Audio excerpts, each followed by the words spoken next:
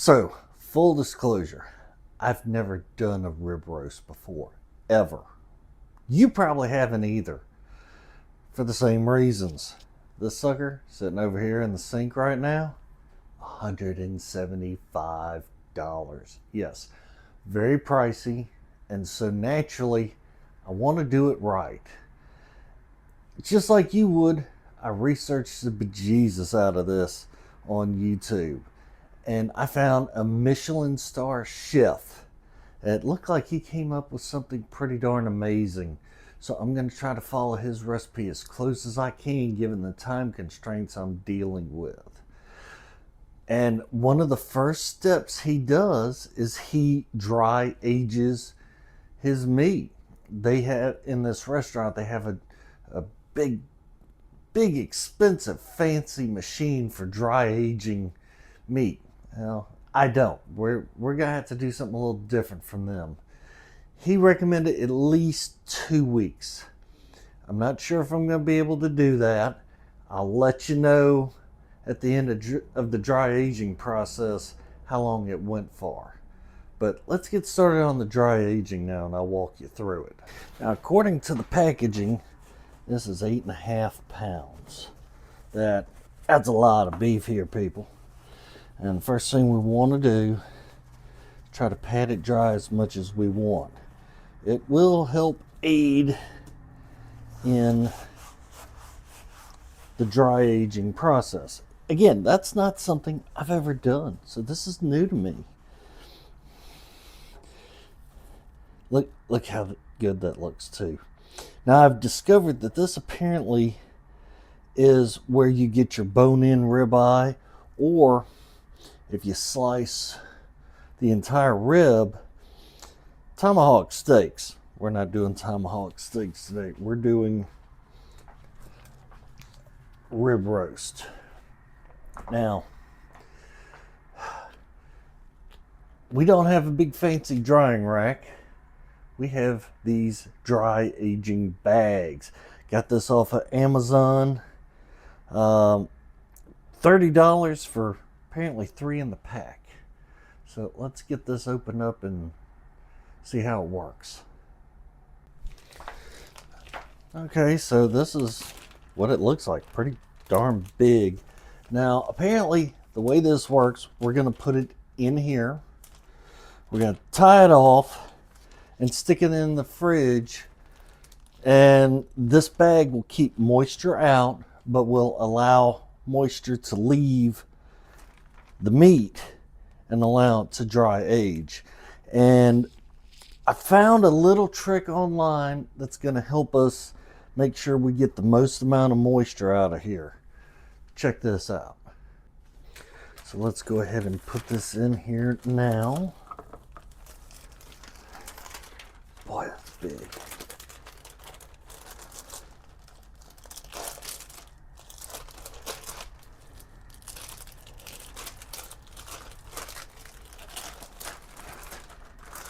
Get it all the way in there. And I'm going to show you how we're going to get all the air out of that. All right, so like I said, we want to get all the air out. Now, I unfortunately do not have a vacuum sealer. That's not something I own, probably never will. But I got a sink full of water, and we can use physics. Yes, it will, by submerging this in the water, it'll force all the air out. Check that out. Now, we want to make sure, give it a little spin here. Get that as tight as we can. And now, a zip tie.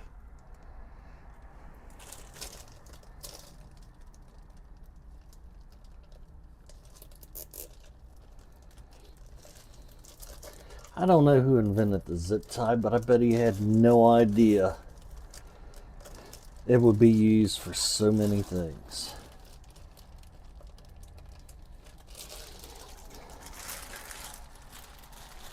All wrapped up, ready to dry age. And now we go in the refrigerator for a couple of weeks. All right, so this rib roast has been dry aging for a week in my fridge. And a quick shout out, of course, to my girlfriend's parents who got me this awesome apron. Definitely going to be seeing a lot of it in the future. So let's get started with this. Now, you may be asking, why even dry age? Well, dry aging is actually what they used to do all the time before refrigeration. You look at old black and white photos of butcher shops, you see whole halves of beef hanging in the shop, just air drying. These darker bits that you're seeing here, still in the bag. This, if I left it long enough, would be beef jerky. This is how the Native Americans made beef jerky. They'd slice all this meat very thinly, hang it up to air dry, and you got beef jerky. But we're not going to want that on there. We're going to have to trim these dark spots off. But first, we got to get it out of the bag. As you can see, it actually, this zip tie method and dunking it in the water to get the air out worked very well. So let's just get rid of that, break it out. And one of the things I understand you're supposed to check is the smell. And there is no smell, which is good.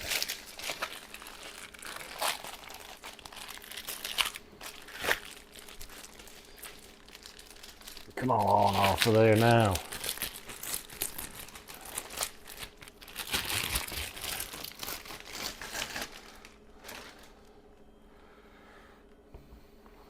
All right, let's take a closer look at this thing.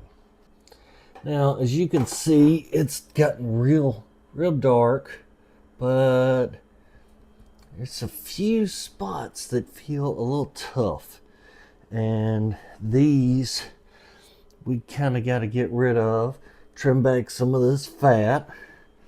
We want some of that gone. Some of this along here. Try to trim out some of these harder bits of fat. And this is gonna be good.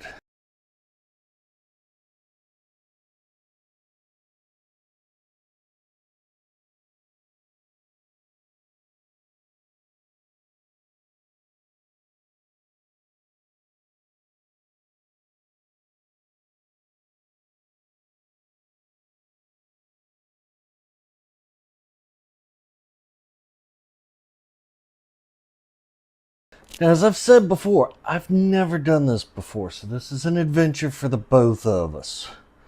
So let's just take a look here. Let's just see how thick this is. We obviously don't want to take off a whole lot. Now, these bits of fat, we may try to save that.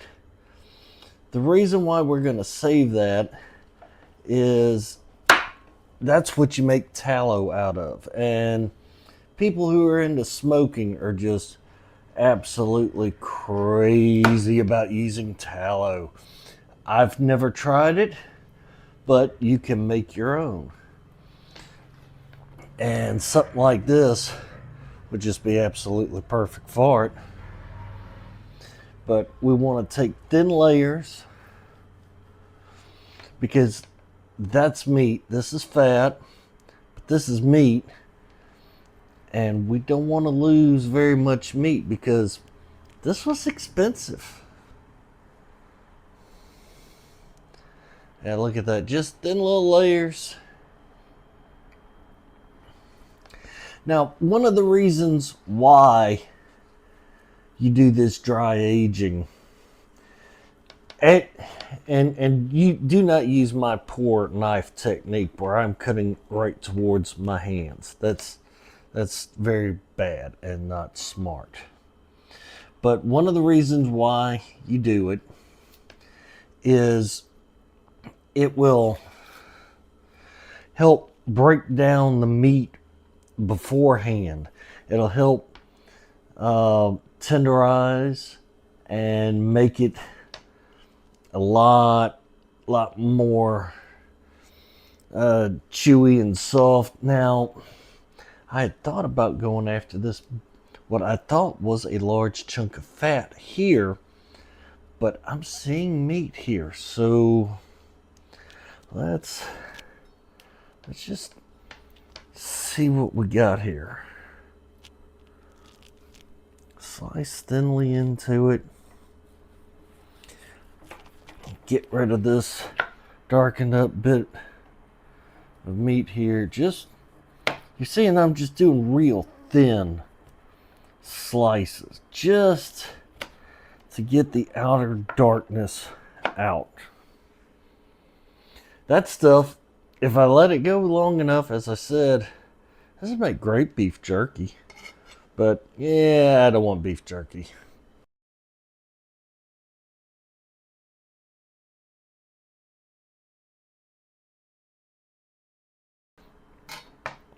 All right, I think we're ready for the next step. Okay, so the next step, honestly, this is a little bit of a question mark for me.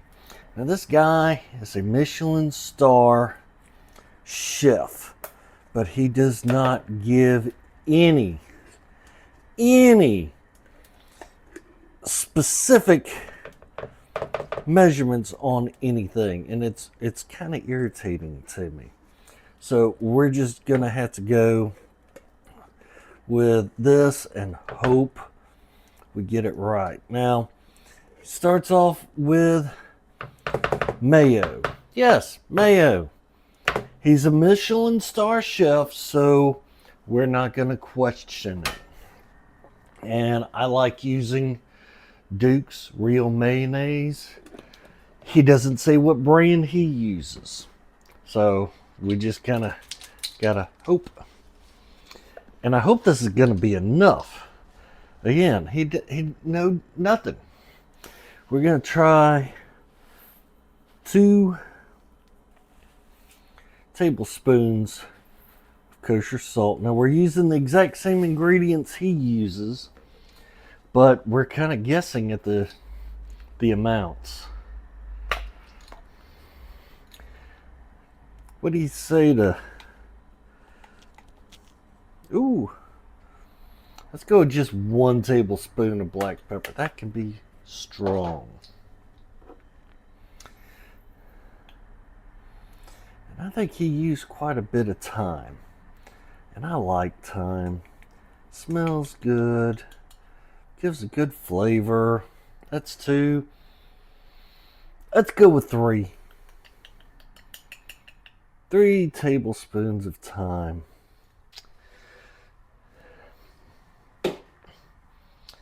Let's go with a tablespoon of Worcestershire sauce. And if you know how to pronounce this correctly, good on you. That's 1. We'll go 1 more. This bottle's almost empty, so what the heck.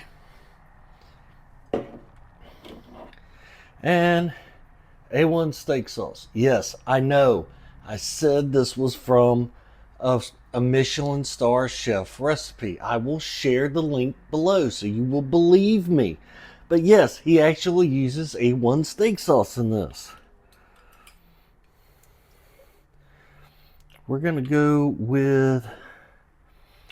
We're going to try 3. Because I think he went a little heavy on the A1. Now, personally, you're not going to find me... Generally, there's a reason why that bottle's so small. I don't use steak sauce. If you find me putting salt on a steak at a steakhouse, my dad will tell you I'm not happy. If he sees me break out steak sauce, he knows I am angry to the point where the waiter is not going to get a proper tip. Because if you cook your steak right and you season it correctly, You shouldn't need that. It's always funny. A waitress at a steakhouse come to my table. Oh, and what kind of steak sauce would you like? I said, if you cook it right, I don't need any. They always get a kick out of that. And 99 times out of 100, it's just fine. So, that looks right. So now, the messy part. Alrighty. Now, the chef in the video uses hands. We're gonna try not to, but we'll just see. And I've gone ahead and made the executive decision. We're gonna leave the bone on this, and we'll just see how it works out. So let's start with the bottom.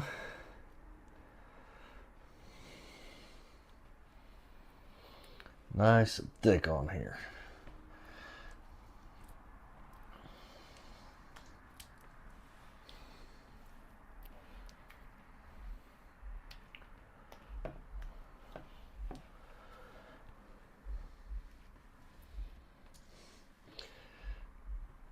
Now we're gonna have to do a quick switch out.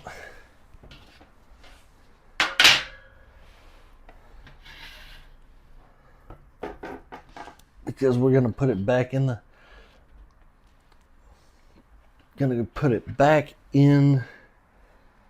the fridge for the next 24 to 36 hours is what our recipe calls for. Ooh, yeah, it's already getting messy. Now he uses hands, and I'm getting away with not getting all messy. And yeah, you definitely want it on here thick so that it really permeates the meat. And don't forget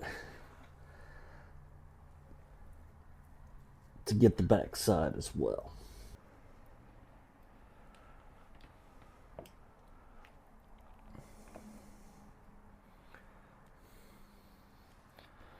Oh man, look how beautiful that is. We got it all over, and we avoided getting it all over ourselves, just a little bit on our hands. So now this goes back in the refrigerator for the next 24 to 36 hours. And given my schedule for Christmas, it's going to be somewhere between 36 and 40 hours when I pull this out and actually cook it. So for you, it'll be a couple of seconds, but for me, I'll see you on Christmas morning. Okay, so our rib roast has been sitting in this marinade for close to somewhere between 36 and 40 hours. Longer is always better, but we got to talk about a couple things before I throw this in the oven.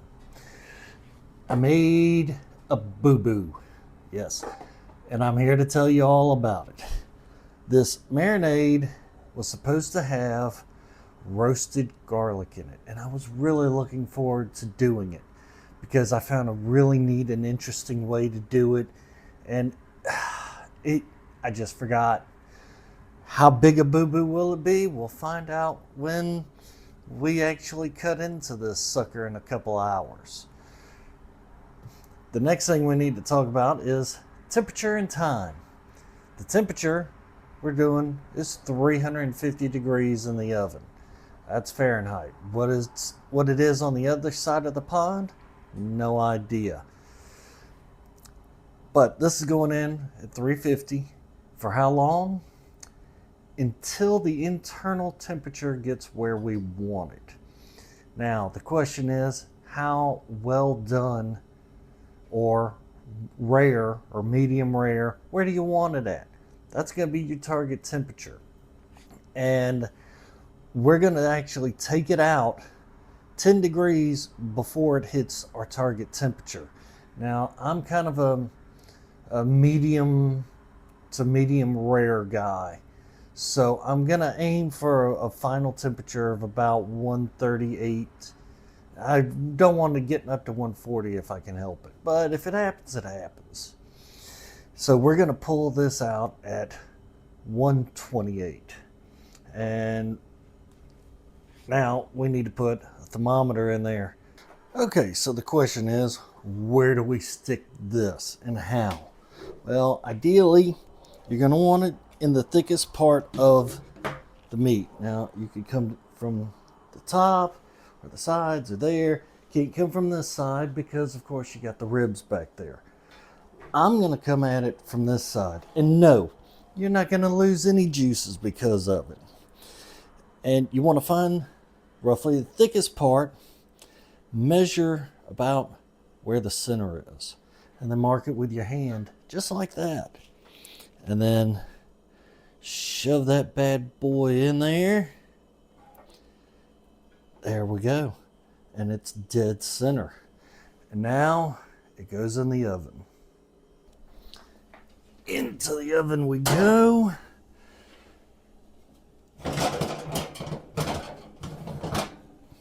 Make sure you bring out your thermometer cord and plug it in.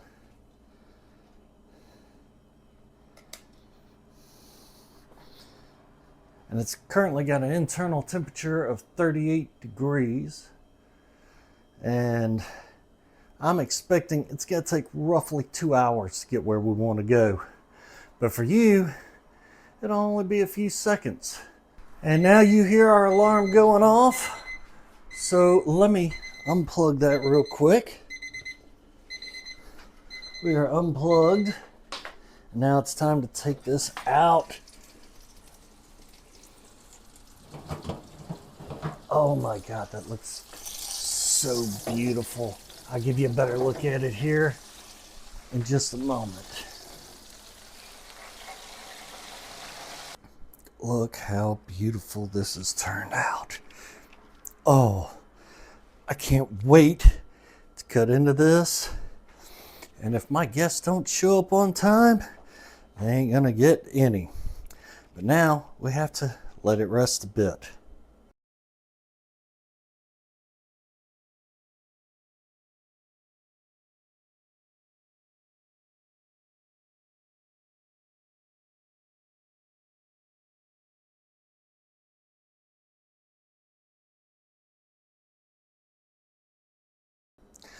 So let's just talk a little bit about resting and some of the myths. Now, you've been told, oh, you have to let it rest for 30 minutes. You need to let it rest for an hour or whatever. It's all nonsense. Well, you have to, because you lose all the juices if you don't. That has been scientifically proven to be utter garbage. I'm going to share down in the descriptions a guy who will show you scientifically that's nonsense. Now, the good reason to rest is this meat contains a lot of heat, and it's going to continue to cook even now. And we cooked it until we got to 128 degrees. And we want to monitor and catch it at 138. And wow, right now it's at 132. I took it out at 128. It's already at 132. I've set an alarm for 138, which is my desired temperature for this. And when we hit it, I'm going to cut into this, and the cutting process will stop some of the cooking, the carryover cooking, as it's generally called, also been called after cook. I kind of like that term, after cook. But when you start slicing it up, you give more areas for the heat to escape. So you'll kind of freeze it at your desired temperature. It'll still go a little bit more, But once you've got all these slices out there, it's pretty much over with. So I'm going to leave this resting and wait for my alarm to go off, and we'll slice her up. So it's only been about 10, 12 minutes perhaps. I didn't time it. And we went from 128 to 138. We are at our desired temperature. Now, if we had gone 30 or 40 minutes, it would have gone way past where we want it, and you would have overcooked your meat. So let's just set this aside. And now, got these off of Amazon. These are really great for handling hot stuff. And we're going to cut away this bone and try not to break our very expensive knife. And we want to just stay right along the bone.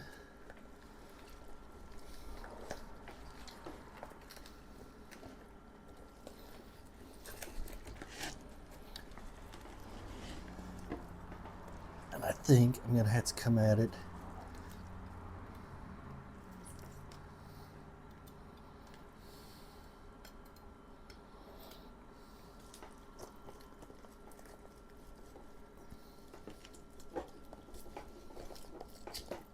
There we go. There we go. Now, oh, you got to see this. Look how beautiful that's looking. Oh. So let's get this turned over so we can start slicing it. And the bad news is our guests haven't arrived yet. Well, bad news for them. Have a look at this. Beautiful. This is a feast, not just for the eyes, but for the whole family. This is going to be amazing. And I'm going to go ahead and try a little piece of this right now. All right, let's give this a taste.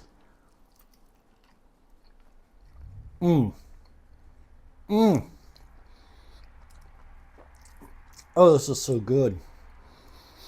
You know what? I don't think my guests are going to get any of this.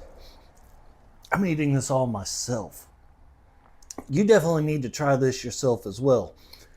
And don't forget the roasted garlic. I'll put a link to that video I found this recipe on down in the descriptions as well.